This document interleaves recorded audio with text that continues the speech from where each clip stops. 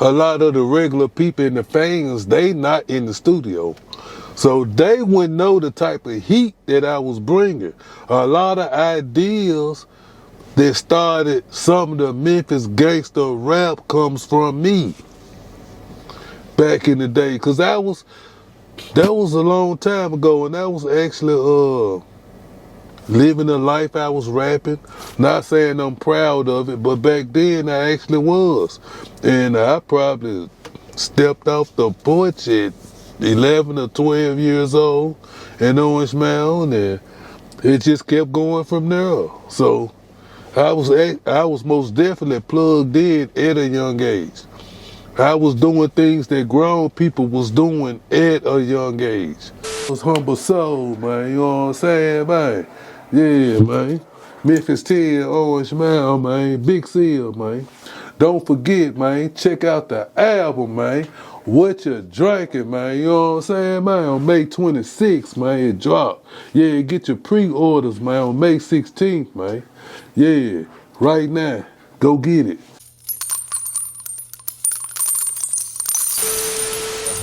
AHumbleSoul, man, we checking back in. Oh, day. State to state with it. You know, we live from Memphis right now. For sure. In the whip with Big Seal, you know what I'm saying? Orange Mound veteran. All day. You know, what's going on with you, bro? Man, you know what it is, same old thing, man. I've been working, doing the little movies with Cream, dropping this album, me and Squeaky, OJ, Juice, man. We just working, keeping it going, man. You know what it is. Man, for sure, man. The last time we chopped it up, it was at your video shoot. Well, initially it was at your video shoot. Then we came back to the lab, the Squeaky spot, and chopped it up, man. Got a little bit about your life story coming up in Memphis. But since then, you know, you haven't dropped the full project. You haven't dropped the project, but you let me hear some music off camera.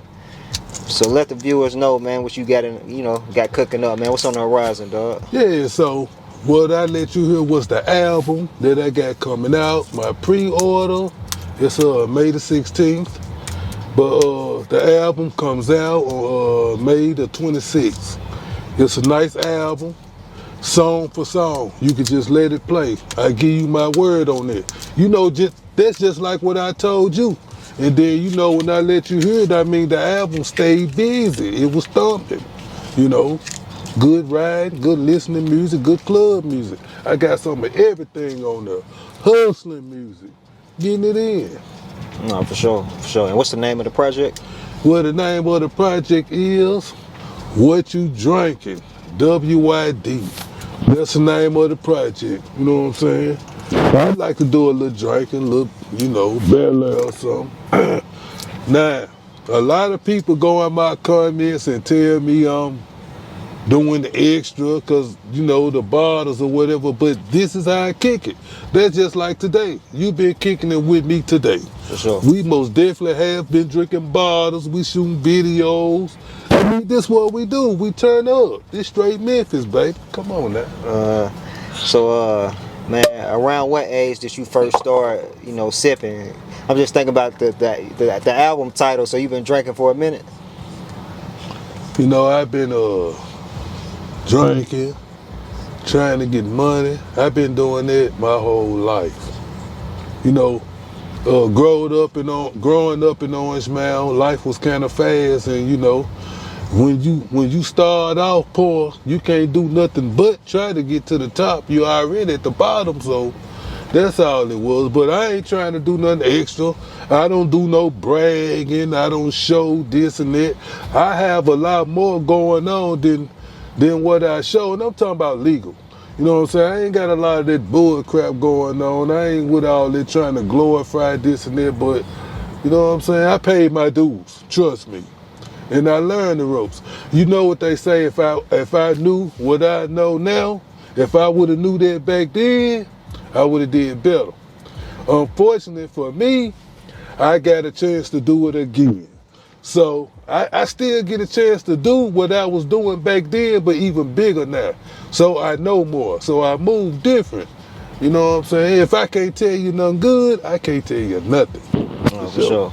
But you say you been drinking and getting money for a long time, since a youngster. Did it ever get serious to the point like where you thought you was an alcoholic or anything like that? No, because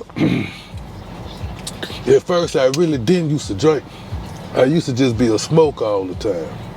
So like, see, like for me, I drink, but you know what I'm saying, I don't drink a whole lot of hard liquor back to back where I'm staggering and slushy. I don't get down like that. Now, I like to drink Bel Airs. As you see, you know, we had several Bel Airs or whatever. I like to drink that, but I know how to get nice, tipsy, so I can stay in control of my situation. If I can't control me, I'm in trouble. So now ain't no alcoholic going on over here. I'm straight focused, that's for sure. Sure, stay focused. Especially in a place like Memphis, you gotta be focused, man. But see, people say that. Now, I know it is rough, though. I understand that. But by me growing up here, and a lot of the friends that I have, you seen some of, I'm not really worried about nothing. To me, it's not a lot going on because really my homies, they the truth. So really I have to keep them straight. Let's just get some money. We ain't doing nothing extra. We out the way though. But you know, I don't have no problem, man. For sure, for sure. For those who don't know, man, just give them a little bit about your upbringing in Orange Mound. Like, what was the household like for you? The atmosphere inside the home. Well, I know a lot of people say they growed up here, they growed up there. For me, it's a really, I growed up there because it's generations. My great-grandmama was raised in the same house that my grandmama lived in, that I was raised in. My mama was a baby raised in that house before I came. So, I mean, straight there. So, I mean, it's like adapting, getting used to something. By me growing up over there, every day I was there, so I adapted to the living. So for me, it's not bad. For example, so they had the the 420 pod up there in the park in Orange Mound. It was lost. Some people died. A lot of people got hurt. I hate that. I hate to see black lives lost all the time. But before that, I had a video shoot in that same park. And I mean, it was okay. Just like how you see we doing up here at the studio on my video shoot, I had food, we barbecued, we partied, we drank, we shot the video. The video I did with Crim, I was telling you about, Criminal Mind, Get Money. Straight Orange Mound, in the same place. So a lot of that stuff that a lot of people go through, I don't go through that type of stuff. Anywhere I go, it's gonna be a positive vibe with me. We're gonna have some fun, eat, drink, make some money, make some music, some movies, and go to the house all day. Safe and sound. For sure. Safe and sound, man. So you say inside, so you was raised so generational, the home, but you siblings? I got I have two sisters that's older than me, they twins. So I was the only male in the house. So I grew up in the house with a mom and two sisters. So growing up in Orange Mound with no big brother and no father figure, I had to step up to the plate early. And that's what really taught me how to go and what ways to go, because I always have hung with guys older than me. So I can always listen and learn, but I ain't never gonna be a sit out. So growing up, I was always quiet. I didn't ever talk that much. Actually now, this probably the most I talk in a while now, because I'm mostly always quiet. I listen. I let other people talk, and then I go from there. But you know, I ain't never been a follower. I always have made my own trend. Whatever I like is what I like. I'm gonna be honest with you. If I got some pink and green shoes and I got a shirt pink and green, I'm gonna wear that. I'm not gonna worry about what nobody else say. because I'm not trying to hold no street image anyway. I'm the type of guy, I actually growed up in there so much till I'm trying to get away from the street image. We back rolling, man. So you said, so Orange Mound, you got twin sisters. You the only boy? Yeah, and you know, the funny part about it, like a lot of people always ask me about sports. I'm not real big into sports. And when I say that, a lot of people, they be shocked and surprised. But the crazy part about it, since I can remember, straight rapping, writing songs, acting out movie parts back when I was 5, 6, 7, 8 years old. That was just one of the things that I was actually born into. I really could have became who I am a lot earlier, but I had, I was young, so I had a lot of bullshit going on, a lot of street shit running around. I really wasn't taking the time to just really stick to the music. I stick to it for a while, then after that, I'm in and out of town, doing other things. But like now, I know what they say, it's a certain age for everything and all that, but I'm not trying to be young. I just make my music on how I feel and what I really want to say, and that's it. I don't judge nobody. I don't think I'm harder than nobody, but I'm always make nice music. Anything I touch, most definitely gonna be a banger. I promise you that. Watch. What's the creative process like for you? Are you punching in, you going off the dome, you writing, like how do you put your songs together? I write. I go home, I put the headphones on, I throw a squeaky beat on, or an OJ Juice Man beat. I listen. The beat really tells me what to say. Once I make up my chorus, then I come with the verse. But yeah, I always write. I go home, I write. I write and I read over, I study it.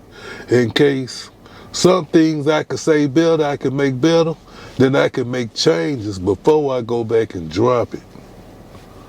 Oh, for sure. Man, who would you say, coming from Memphis, a place with such rich musical history, not just in the rap, but the blues, the rock and roll, etc., but touching on rap in particular, like, who would you say were some of your influences musically, dog?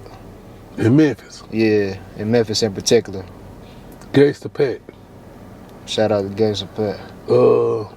A-Ball and MJG. That's about it though. Because when I was doing music, when they came with Lock 'Em in the Trunk, when I did ride in the car with the body in the trunk and all that, my talent always have been so strong. If I actually take the time to go do a song, see, like a lot of times I was in the studio, all us would be in the studio. A lot of the regular people and the fans, they not in the studio.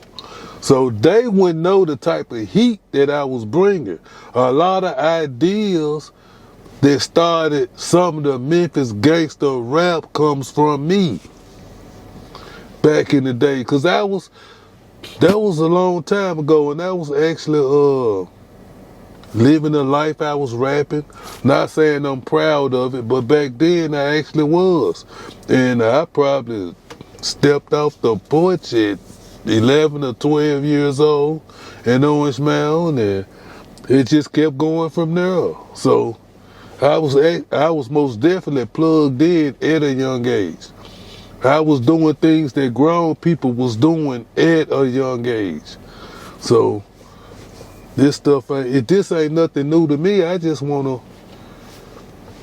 make a good positive influence, help others that's younger than me, and get out the way.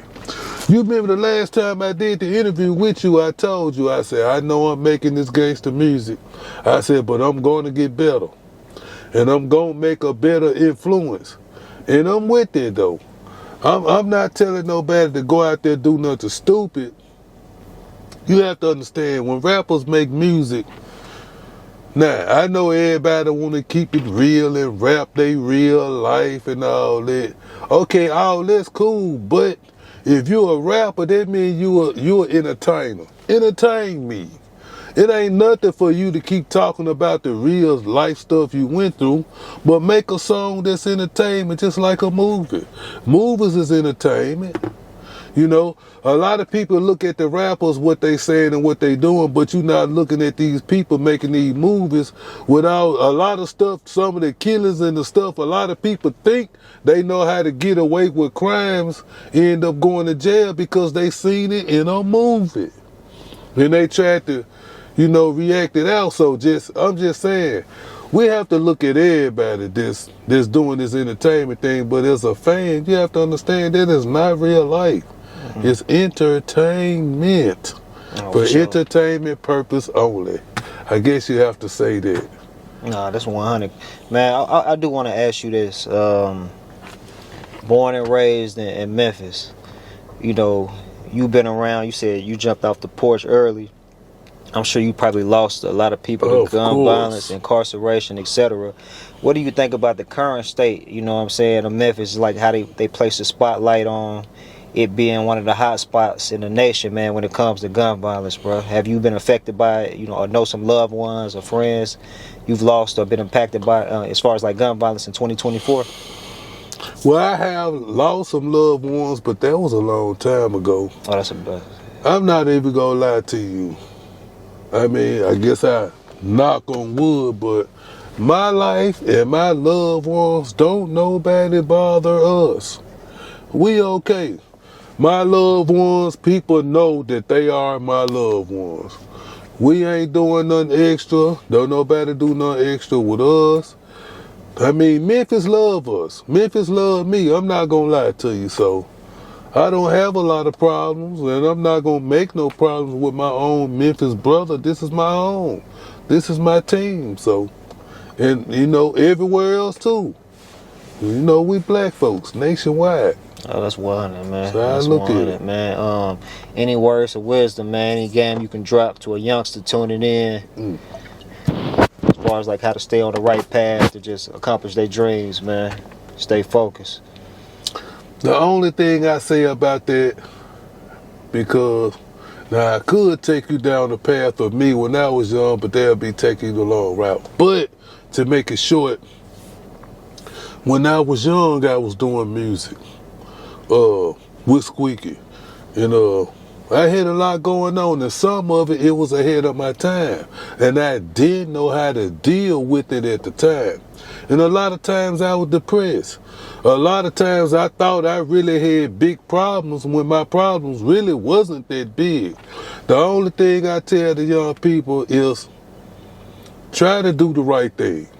If you're doing nothing but wrong, it's going to come back to you. Don't let nobody use you, but stay on point. And just keep working on being you and doing you. Can't nobody do you better than you. When you like another person craft and start acting like them, then that make you a duplicator. Just stay in your own lane. Learn you. And it make you stronger in being you. That's what I did. No. Oh, that's 100, man. I did have to ask you about this, man. It's a song on DJ Squeaky's The Legacy Project. Is you, Al Capone, and Thugster. Like, do you remember recording that track? Is it on the boat? It Don't Stop? I think it Don't Stop. Yeah, It Don't Stop. Yeah, I remember recording it. 3 unique styles, man, which y'all all talented, man. How did that come about, dog? Well, Squeaky put that together. A lot of times, Squeaky would just have an ear on something, he put it together. I was very good friends, and still is, great friends with Al Capone. Thugster, he was part of the Project Players, so all us was family under the same umbrella anyway. So that was just a project we just put together. Now at the time, that was some of my real trapping days. So a lot of stuff I said on that song was real. That was real. It was real. It was real trapping days right there, for real though. Man, at your height, without going too much into detail, like, was it serious to the point where you just could do it as a 9 to 5? The hustler? Was it lucrative to that point? I could, but my lifestyle was so expensive. Right now, expensive. Not I could drop an album, work on it, and the money come. I just, and I'm still like that now. I need more than one job. So I could do rapping, if I could do a little movies, a little skits, just a little bit of everything. Put it all together. Never limit myself in one area. That's what I'm real on. No, for sure. I ain't gonna hold you, man. But no, so one more, man. You mentioned the Zirk, lock him in the trunk. For those who don't know, man, like that's your voice, right? Yeah. Like talk about like your involvement in that song, man. Well, that song really came from a song that I was involved with before that called Quit Fucking with the RAN. I was a part of a group called Ruthless Ass Niggas RAN. And they just sampled it and put that in the song. You know, and the rest was history. It was a lot going on with that, but you know, everybody came together, we fixed it, and everybody still see their own separate views of it, but I was a very, very, very big influence of that song. Oh. If it weren't for me, it wouldn't have been that song. Man, when I did the last interview, you mentioned RAN, they was leaving questions in the comments asking like what happened to Lil Sid. Lil Sid, he's still here, he's still doing this thing, but you know, we live different lives now, you know. We've been friends for so long till, you know, we went our own separate ways. But, I still talk to him. I still see him. It's all love.